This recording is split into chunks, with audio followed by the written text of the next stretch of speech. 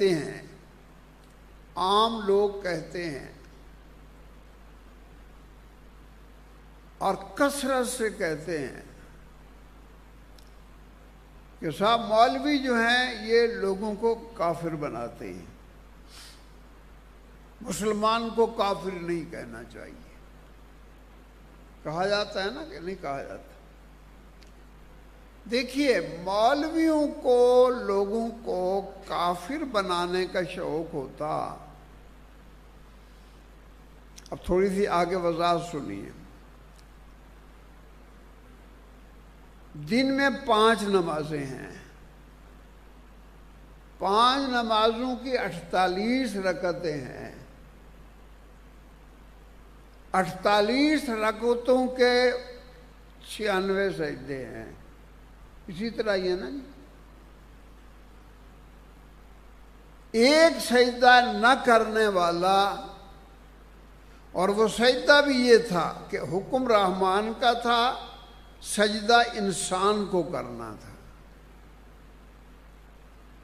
اور اب صورت یہ ہے، مسلمان کے لیے یہ ہے کہ حکم رحمان کا ہے، سجدہ بھی رحمان کو ہے۔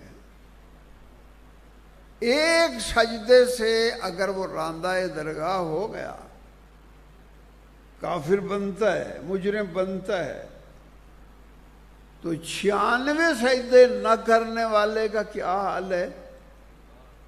مولوی کو شوق ہوتا کافر بنانے کا، تو یہ بہت اچھی دلیل تھی، موقع تھا، خود لوگوں کے دل و دماغ کو بھی یہ بات تسلیم تھی کہ جب ایک سجدے کا منکر یہ ہے، نہ کرنے والا یہ ہے، تو 96 سجدے نہ کرنے والا جو ہے وہ کون ہے؟ لیکن آج تک کسی مولوی نے نہیں کہا کہ یہ کافر ہے۔ مولوی نے بتایا کہ دیکھیے، اگر کوئی اصول ایمان میں سے کسی چیز کا انکار کرے، یا اصول اعمال میں سے کسی کا انکار کرے، اصول ایمان کیا ہے، اصول اعمال کیا ہے؟